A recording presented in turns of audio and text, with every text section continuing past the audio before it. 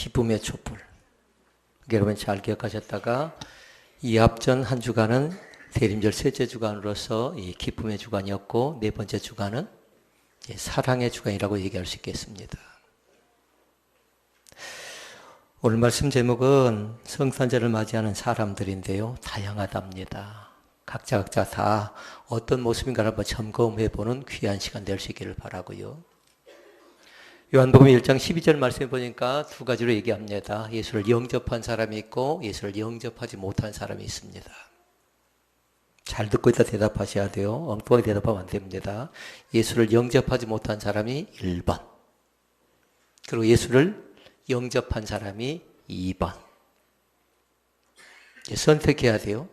내가 과연 몇 번인가? 그런데 오늘 본문 말씀 보니까 쭉 나와 있는데 예수를 영접하지 못한 사람들 쭉 나온 사람 가운데 대표적인 사람 하면 누구냐면요, 헤롯이라고 얘기할 수 있겠습니다. 그리고 제사장과 대서기관들, 그리고 또 나와 있는 사람이지요, 여관 주인이 나옵니다. 그 사람들은 예수를 영접하지 못했습니다. 이 사람들이 1번이라고요. 그러니까 지금 잘못하면 졸고 있다가 1번하고 손들어 버리면 안 된다고요. 정신 바짝 차려야 된다고요. 그러나 예수를 영접한 사람들이 나옵니다. 목자들이 있어요. 목자들. 그리고 예수를 영접한 사람들 가운데 안나라는 사람이 있습니다. 그리고 예수를 영접한 사람 가운데 동방 박사가 있습니다. 그리고 영접하지 못한 사람 세 종류, 그리고 영접한 사람 세 사람, 이렇게 얘기했는데 과연 나는 어느 종류에 해당되는가 잘 보라는 겁니다. 1번이 있나요? 혹시 몰라요? 번쩍 손들 사람이 있을지 모릅니다. 그럼 혹시라도 예수를 영접하지 못했던 사람들이 있으면요, 이 시간에 온전히 예수를 영접할 수 있기를 바라고요. 그리고 예수를 영접한 사람들에게 주신 권세가 있답니다. 그 권세를 누릴 수 있기를 주의 이름으로 축원을 드립니다. 행복한 사람도 있고요, 불행한 사람도 있고요, 은혜 받은 사람도 있고요, 은혜 받지 못한 사람도 있고요, 그리고 감사한 사람도 있고요, 완전 불평 가운데 빠져 있는 사람도 있습니다. 2019년도에 과연 나는 어느 종류의 사람인가 잘 살펴볼 수 있기를 바랍니다. 내가 과연 은혜의 자리를 소중히 여겼는가, 그렇지 않은 불평의 자리 가운데서 헤매는 그런 사람이었는가. 그래서 대림절은 은혜 받는 주간이라고 했어요. 특히나 이번 주간은 뭐 하냐면 사랑의 주간이라고요. 내가 사랑을 어떻게 실천할 것인가, 약한 자에게, 어려운 자에게 이 사랑을 어떻게 나누고 살아갈 것인가를 잘 살펴보는 귀한 축복이 우리 가운데 있기를 주의 이름으로 축원을 드립니다. 예수님이 이 땅 가운데 오셨습니다. 그런데 어떤 사람들이 기쁨으로 축하합니다. 그런데 예수님이 오셨음에도 불구하고 어떤 사람들은 무관심하고 거절하고 잡아와서 죽이기까지 하죠. 안타까운 건 뭐냐면요, 그들이 예수님을 몰랐겠습니까?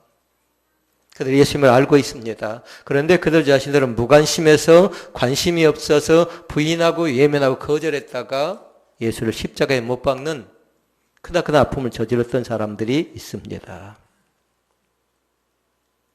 자, 그러면 두 가지로 말씀을 살펴보고 말씀을 정리합니다. 과연 나의 신앙은 어떤 신앙의 자세가 되어야 되는가? 이 두 사람의 반응을 통해서, 두 종류의 사람을 통해서 과연 내 신앙은 어떤 반응을 보여야 되는가 잘 살펴볼 수 있기를 바랍니다.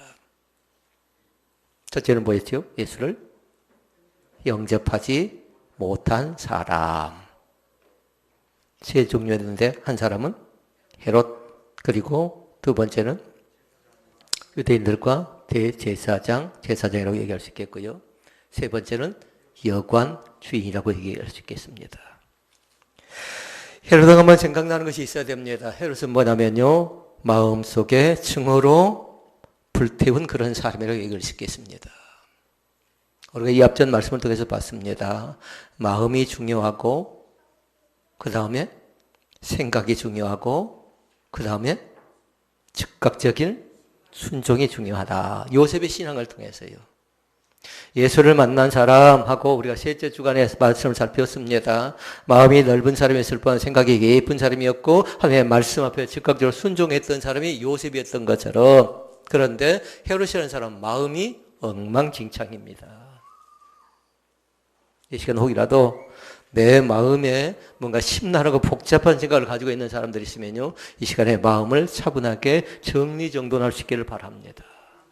모든 것은 마음부터 시작됩니다.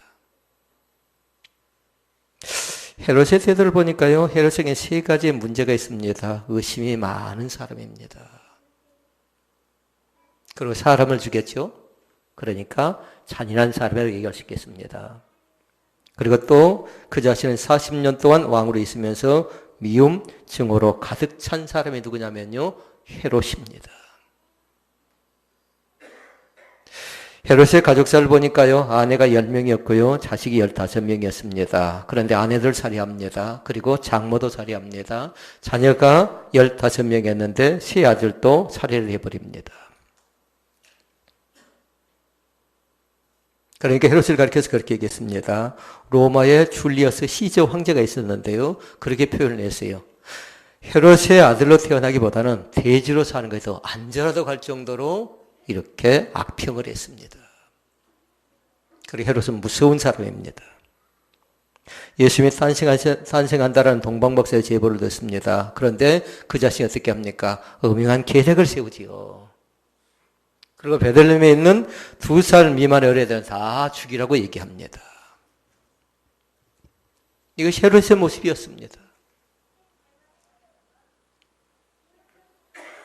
그렇게 헤롯 왕만 그런 것 아니라요, 이 세상의 역사를 보니까 우간다에서 보니까 30만 명이나 죽이고 해골 계급장을 단 아민 대통령이 있었습니다. 또 헤롯 왕과 똑같은 사람이 있어요. 히틀러도 있었고요. 그리고 독재 정권들이 있었습니다. 무서운 사람들이었습니다. 그러니까 그 사람들은 다른 사람들이 아니라 예수 그리스도를 알지 못한 그런 사람들이 아니고 예수를 알기는 아는데 뭘로 증명을 해요? 요한복음 1장 12절 말씀해 보니까 영접으로 증명을 하는 겁니다. 영접했는가 영접하지 못했는가. 왜 저 사람이 저렇게 말하고 저렇게 행동하고 저렇게 생각하는가. 그럼 근본을 보면 뭐가 있어요? 아직도 여전히 예수 그리스도를 영접하지 못했다라는 겁니다. 그러니까 품성에 대한 변화가 나타나지 않고 생각에 대한 변화가 나타나지 않고 행동이 엉망진창이죠. 그러니까 반드시 확인해야 돼요. 내 자녀가, 그러나 먼저 중요한 건 내가 지금 현재 예수를 영접한 사람인가, 내 자녀가, 우리 가족들이, 또 이 나라의 민족이 예수를 영접한, 예수를 받아들인 사람들인가 잘 살펴보자라는 겁니다. 두 번째 종류의 사람 나옵니다. 제사장과 서기관들입니다. 뭐라고 합니까? 악한 자와 결탁하는 세속화된 사람들이라고 했습니다. 예수님이 땅 가운데 오셨습니다. 그리고 그들 자신들이 그걸 알고 그걸 전합니다. 그런데 그들은 뭐냐면 철저하게 무관심한 사람들이에요. 무관심은 다른 것 아니죠. 사랑이 없다라는 겁니다. 혹시 무슨 일을 할 때 관심 없고 피한연거리는 사람들이죠. 그 사람들에겐 사랑을 찾을 수가 없습니다. 그러나 사랑하는 성도 여러분, 무슨 일이 있으면 협력할 수 있기를 바랍니다. 제게 작은 일일지라도요. 때로는 손이 필요할 때는 손이, 때로는 시간이 필요할 때는 시간이, 때로는 물질이 필요할 때는 물질을 같이 나눠가면서요, 서로 협력하다 보면 그것이 사랑의 공동체가 되어져가는 거죠. 그런데 이때 당시에 제사장과 서기관들은 뭐냐면요, 눈치꾼들이에요. 헤롯 왕이 눈치를 보는 겁니다. 저 사람이 우리를 해치지는 않을까? 저 사람 때문에 우리가 불이익을 당하지는 않을까? 그러니까 예수님이 이 땅 가운데 오신 것에 대해서는 알고 있으면서, 지식이 있으면서도 그들 자신은 무관심한 거죠. 그러기 전에 한번 잘 점검해 볼 수 있기를 바랍니다.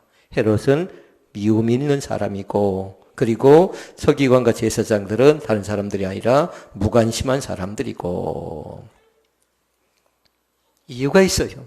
왜 무관심한가? 그건 잘 보라고요. 물론 근본적인 건 시험 들었기 때문에 그런 겁니다.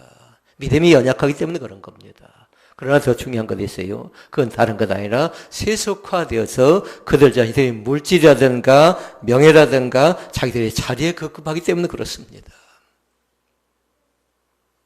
혹시 내가 예수를 인정하면, 내가 예수 믿는 것에 탈로가 나면 내 자리가 이태한 것은 아닌가, 그들 자신은 그렇게 생각하는 겁니다. 사랑하는 성도 여러분, 너무 자리에 연연하지 않기를 원합니다. 너무 직분에 연연하지 않기를 원합니다. 그것이 중요한 것 아니라 그 사람 속에 얼마만큼의 사랑이 있는가, 그 사람 속에 얼마만큼 서로 동정하는 그 마음이 있는가, 그것을 하나님께서 보신다라는 그런 사실입니다. 그런데 제사장과 서기관들은 다른 사람들이 아니라 종교적인 지식을 이용해서 악인과 결탁합니다. 그리고 자기의 이익을 챙기는 사람들이 바로 그 사람들이었습니다. 또 영접하지 못한 사람 가운데 대표적인 사람 세 번째 누구였지요? 여관 주인이 있습니다. 여관 주인하면 생각나는 것이 있어야 돼요. 반드시 뭐냐면요, 재물, 돈에만 관심이 있는 사람입니다. 필요한 것입니다. 재정은. 돈은 필요한 것입니다. 그런데 돈벌이만 급급해 보이는 사람들이 있다면요, 그것보다도 앞서야 될 것, 그것보다 먼저 해야 될 것이 있는데 오히려 물질만 치중하면 사람이 어떻게 되는가요? 그 사람 속에 존귀함이라는 그 존경이 있을 리는 없습니다. 만약에 나에게 물질을 주신다면 잘 사용할 수 있기를 바랍니다. 그런데 여관 주인은 뭐하냐면 지금 장사 속에 눈이 밝은 사람입니다. 모든 것을 계산하는 겁니다. 내가 이것을 팔아서, 내가 이 트리를 만들어서, 내가 이 장식을 만들어서, 내가 이 방을 제공해서 나에게 얼마 이익이 떨어지는데 그 계산하다 보면 믿음이 자라나겠습니까? 믿음이 자라나지 못하는 겁니다. 그러기 시간 점검하자고요. 크리스마스 캐롤도 있습니다. 아이들이 산타 할아버지를 간절히 기다립니다. 그러나 중요한 건 뭐냐면요, 나에게 그 주님이 오실 때 나에 대한 반응, 나에 대한 태도입니다. 다시 말씀을 드리면 영접하시라는 겁니다. 영접하시라는 겁니다.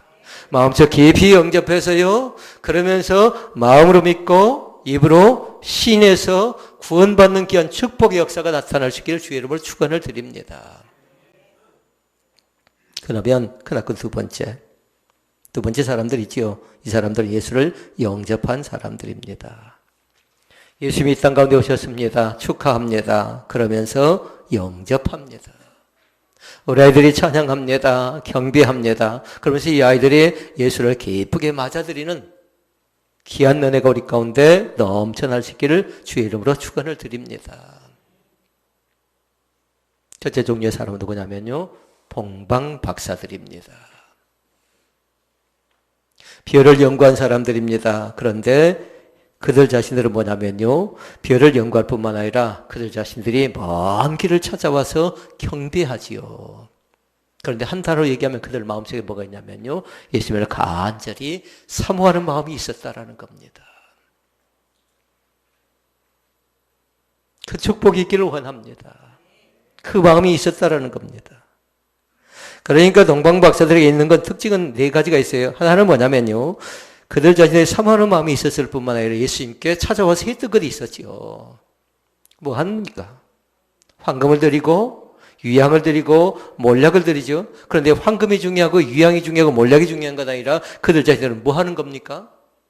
경배한다고요. 경배. 황금을 모르고 유향을 모르고 몰약을 모른다 해도 그들 자신들이 왜 찾아갔는가, 그건 알아야 되겠잖아요. 이 시간도 마찬가지. 이 시간에 왜 오셨습니까? 다른 것 때문에 오신 건 아니죠. 경배하기 위해서 이 자리에 온 줄로 믿습니다. 근데 동방박사는 사모하는 마음을 가지고 경배하기 위해서 예수님께 달려갔던 사람들이고요. 그러면 황금, 유향, 몰약은 뭘까요? 그 다른 것 안에 그 마음속에 뭐가 있었다라는 거예요. 정성이 있었다라는 겁니다.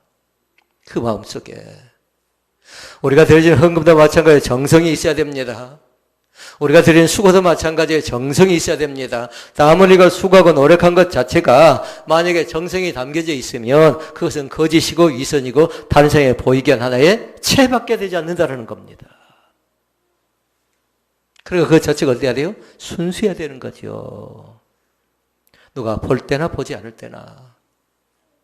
이게 반드시 오늘 또 우리는 주님 앞에서 행동한다라는 그 신앙의 자세를 잃어버리지 않기를 원합니다. 나의 말하는 것을 주님 앞에서 하는 것이고, 나의 행동하는 걸 주님 앞에서 하는 것이고, 나의 기도하는 것도 마찬가지로 주님 앞에서 먼저 한다는 신앙, 의식을 꼭 가질 수 있기를 주의 이름으로 축복을 드립니다. 그리고 동방박사는 어떤 사람이냐면요, 헌신할 줄 압니다. 헌신은 다른 것 아니죠. 내 것을 하나님께 드릴 줄 알았다라는 겁니다. 그것이 은혜지요, 그것이. 그것이 기쁨이고 감사인 겁니다. 이 시간도 마찬가지 동방박사들처럼 예수를 아는 사람들은 이런 순수한 마음이 우리 가운데 넘쳐나세요. 아, 참 좋은 믿음을 가졌구나. 참 귀한 믿음을 가졌구나. 참 깨끗한 믿음을 가졌구나라고 인정받는 그런 사람들이 되시기를 주님의 이름으로 축복을 드립니다. 영접한 사람 가운데 두 번째 있었지요. 안다란 사람입니다. 저는 우리 사랑하는 성도들 가운데 우리 교회에 이런 사람들이 좀 많이 있었으면 좋겠습니다. 하나님의 성전에서 기도하는 믿음의 일꾼들입니다. 아멘. 이것이 가장 귀한 재산입니다. 하나님의 성전 안에 세상에 잡다한 사람이 출입하는 것 아니라 이 성전 안에서 기도하기 위해서 기도하는 일꾼들이 여기저기에 있었으면 좋겠다라는 겁니다. 그게 사는 길입니다. 그것이 되어져 가는 길이라고요. 우리의 기도는 결단코 헛되지 않습니다. 우리의 신앙은 결단코 헛되지 않습니다. 우리의 믿음은 결단코 헛되지 않습니다. 그런데 성전에 와서 앉아있지요. 성전에서 기도하지요. 그런데 하나님께는 다 그것을 계산하신다라는 겁니다. 여러분이 잘 아신 대로 한나는 어떤 사람이냐면요, 세 종류의 특징이 있었습니다. 성전을 떠나지 아니했습니다. 부탁하건대요, 어려워도 성전을 떠나지 않기를 원합니다. 좀 힘들고 곤란해도요, 성전을 벗어나지 않기를 원합니다. 그러니까 그 성전은 다른 것 아니에요. 하나님의 말씀이 있는 것이고 하나님이 계신 것이죠. 하나님을 떠나지 말라는 겁니다. 좀 불평스럽고 좀 속상하고 좀 답답하다 할지라도 성전을 떠나버리면 그곳에서 또 다른 불행이 시작되어집니다. 그런데 감사하게도 한나는 84년 동안 성전을 떠나지 않습니다. 그럴 때 했던 것이 있습니다. 금식 기도하는 사람이었습니다. 어렵습니까? 힘듭니까? 경제적으로 모든 사람들이 어렵다라고 이구동성으로 얘기합니다. 다른 방법 갖고 해결하지 마시고요. 금식 기도를 통해서 은혜 받고 금식 기도를 통해서 해결함 받는 귀한 축복의 역사가 나타나시기를 바랍니다. 육신의 질병도 마찬가지입니다. 또 여러 가지 환경적인 모든 여건과 상황도 마찬가지로요. 기도보다 앞서서는 안 되겠지요. 안나는 또 어떤 사람이냐면요, 철저하게 예수님을 만난 사람인 것을 간증하는 사람이었습니다. 좀 말이 많은 것 아닌가요? 근데 그 말 속에, 말이 많은 사람 속에 예수님을 자랑하고 간증한 사람이 있으면 들어줄 만한 겁니다. 그런데 반대로 말은 많은데 별 쓸모가 없지요. 그러면 그 사람은 말쟁이로 전락해버려 마는 겁니다. 이 시간 과연 안나의 신앙이 어떤 것인가 잘 살펴보면서요, 성탄절을 맞이하면서 기도로 준비하고 그 주인을 모셔드리는 귀한 축복의 은혜가 있기를 원합니다. 세 번째 영접한 사람이 있습니다. 목자들입니다. 목자의 역할이 있답니다. 목자의 사명이 있고 의무가 있는데요, 목자의 사명은 뭐냐면요, 전해야 되는 거예요. 예수 그리스도가 이 땅 가운데 오셨다라는 기쁜 소식을 전하는 사람들입니다. 그래, 영접한 사람들은 다른 걸 전하는 사람들이 아니에요. 우리 구주 나셨네라고 전하는 겁니다. 아멘. 우리 구주 나셨네라고 동네방네 다니면서 전하는 사람이라고요. 천사가 찾아와서 아기 예수님께 가서 경배하고 하나님께 영광을 돌리라고 얘기합니다. 그러면서 예수님의 나신 소식을 기쁨으로 전하라고 얘기합니다. 이런 머뭇거리거나 망설이거나 두려워하거나 포기하지 않기를 원합니다. 반드시 우리의 전한 곳에, 예수님의 탄생을 알린 곳에 그곳에 새로운 기쁨의 소식이 나타납니다. 얼마만큼 누구를 위해서, 무엇을 위해서 전했는가를 잘 살펴볼 수 있기를 바랍니다. 어제 한 분이 교회에서 교회 찾아온 손님에게 제가 이것을 물은 적이 있습니다. 대림절이 어떤 것인 줄 아십니까? 라고 물었더니 저보고 이상하답니다. 그러면 자기를 소개하는데요. 자기는 교회 권사님이고 그리고 자기는 교회를 40년 이상 다닌 사람인데 목사님 무슨 대림절 얘기를 합니까? 라는 거였어요. 그러면서 하는 얘기가 자기 교회는 들어보지 못했다라는 겁니다. 제가 충격이었어요. 그런데 뭐냐면요. 그 교회에서 전하지 않았던 것이 아니고 그 사람 자체가 무관심한 거였죠. 혹이라도 대림절에 무엇인가를 해도 잘 알지 못한 사람들은요. 반드시 기독교의 절기를 공부할 수 있기를 바랍니다. 그러면 저에게 두 가지 충고를 했어요. 성령 해방절은 알겠는데 종말은 알겠는데 대림절은 도무지 모르겠다라는 거예요. 그럼 그 사람의 문제가 있어요. 대림절은 뭐냐면 누구를 기다리는 절기입니까? 예수님이 이 땅 가운데 오심을 기다림이라고요. 믿습니까? 마라나타, 그 종말, 나에게 찾아오실 주님을 기다리는 건데 그분은 아직 예수를 영접하지 못한 것 같아요. 그러니까 직분 갖고 돌아다니면서 이렇게 저렇게 하는 거죠. 절대로 그러지 않기를 원합니다. 예수를 영접했는가 영접하지 못했는가, 하나님이 그 가정에 계시는가 계시지 않는가. 기도를 해도 마찬가지고요. 어떤 선행과 봉사를 해도요. 다른 사람에게 마음에 상처 주지 말고요. 이 사랑의 한 주간 동안에 주님께 경배하는 귀한 축복의 역사가 나타날 수 있기를 주의 이름으로 축원을 드립니다. 말씀을 정리합니다. 성탄절하면 무엇이 생각납니까? 하고 아이들에게 물어보면 뭐라고 할까요? 아이들은 아이들스럽게 대답하는 겁니다. 누굴까요? 너무 믿음 있는 척 하지 말고 산타 할아버지 아닌가요? 산타 할아버지 찾아와서 나에게 선물 주는 거 아이들 그렇게 생각하지 않을까요? 그러나 이제 차근차근 그걸 가르치자고요. 산타 할아버지도 중요합니다. 그러나 성탄절 때 예수님이 계시지 않는다면 성탄의 주인공 우리 세 가지 얘기했었잖아요. 하나님이 계시지 않고 예수님이 계시지 않고 성령이 계시지 않는다면 성탄은 가치가 없는 겁니다. 하나님을 알고 예수님을 알고 성령님을 아는 우리 아이들이 또 이 아이들이 주인공인 것처럼요. 또 우리가 주인공인 것처럼요. 그러나 우리보다도 아이들보다도 예수님을 하나님을 성령을 높여드리는 그런 성탄의 절기를 맞이하는 귀한 축복이 또 귀한 선물을 받는 귀한 믿음의 사람들이 되시기를 주의 이름으로 축복을 드립니다. 기도하시겠습니다.